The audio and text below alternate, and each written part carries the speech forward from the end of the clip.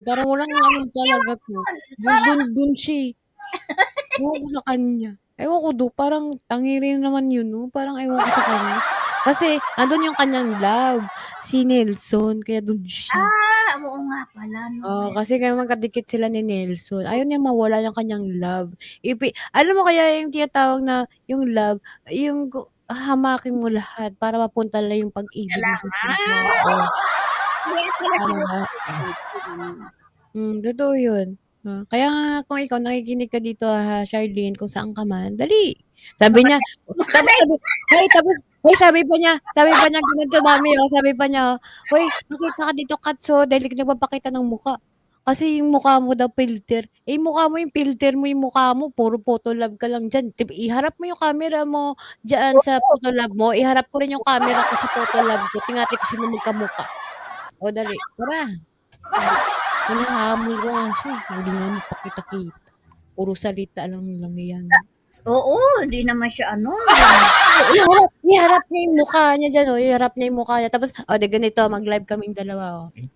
Hoy Charlene, iharap mo yung mukha mo dun sa photolab mo, iharap ko din yung mukha ko tingnan natin kung sino magkamukha talaga 'no." Ang layo ng mukha niya, Diyos oo, Diyos ko naku, 'no, 'di ba ang layo? Naku. malayo sa itsura. Ang layo talaga ng itsura mo. Tsaka ugali mo, ang layo din ng ugali mo, bahala ka sa buhay mo Ako diyan. din Alam naman, niyo di niyo ba nakikita yung mga short videos ko, para sa kanya na lang nandiyan. Nagsasama sila diyan, bahala sila sa buhay, wala akong pakialam sa kanila. Tapos sabi niya, "Idemanda kita Katsu." Idemanda kita. Idedemanda mo ako, ikaw ba gagastos, o 'di wow. Oh. yes, yung gano'n. Oo, sabi niya, "May demanda ka daw, bayaran mo, bakit hihintayin kita, bigyan mo ako ditong abogado, sige tara." Alam mo naiinip na nga ako hanggang ngayon wala pa rin ako ditong court of ano yun, of appeal, ano ba tawag dun? Yung sabi dinidemanda ako dito, tapos sabi niya i-report daw niya ako. Ano ba yung sinabi niya, "I-re-report kita dahil puwede daw niya i-strike ang channel ko." 'Di strike mo diyan. Oh, 'di wow. Dali. Hinihintay ko lang. I can't wait for that moment. Wala kang ma-post diyan sa post mo, eh. Oh, wala. Alam niya, "Uy, ipo-post kita dito Katsu, po-post kita dito sa kamera." I-post mo. Akala mo natatakot ako sa'yo. Ganyan yun, eh. Oh, 'di ba ma'am, I'm telling the truth kasi I'm not even afraid with her. Besides which, she's not my level. Wala talagang nakakaloka. Hindi mo siya ka-level, bahala sa buhay niya diyan. Bahala siya diyan. Akala Sino mo mas napakayaman niya. taong tao dun Ito na, si KM3 parang sobrang tsismoso talaga 'to. "Kanta na daw!" Sinasampal ako. Sinasabi ko lang yung nararamdaman ko, hindi naman ako nag-ano dito. Maging ano diyan, sabay lang tayo lahat. Hindi kasi sinasabi lang namin yung reality kasi minsan may ma-e-encounter ka ng mga ganyang tao na parang, "Wag na nating patulan yung mga 'yan." Kasi siya yung unang sumugod, eh. Ayoko naman siyang patulan, hinihintay ko lang yung kanyang result kung puwede siya mag-post sa community niya para may ebidensya. Tsaka ipakita niya sa Facebook niya kung sino bang gusto niyang pakitaan na talagang sinabi ko siniraan ko yung Wolves family. Hinihintay ko lang talaga 'yan. Kailan ba? Ang tagal. Siguro 3 linggo na yata 'to. Opo.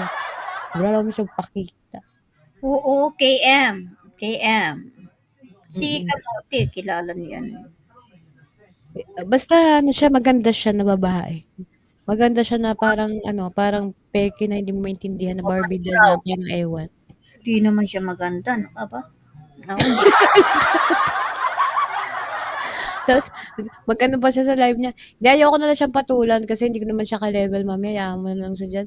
So I-ano mo, anyway, i-zoom mo yung ano, yung camera niya, makikita mo itsura niya. tsaka yung sabi niya, magla-lighting ako. Alam mo gusto ko ganito, eh, patayin ko yung mga ilaw ko dito tapos harap ko yung mukha ko sa camera, yung nakatutok talaga yung mukha, pagbumukha ko dito. "Oh, ito, ako 'to, si Katsu, ikaw iharap mo rin yung mukha mo dito." Gano'n. Gusto ko tapos oo, Ay, nag-live kaya ako. may Ha? sinasabi si Kamote, maging happy lang tayo kahit anong sabihin nila, wag niyong pansin.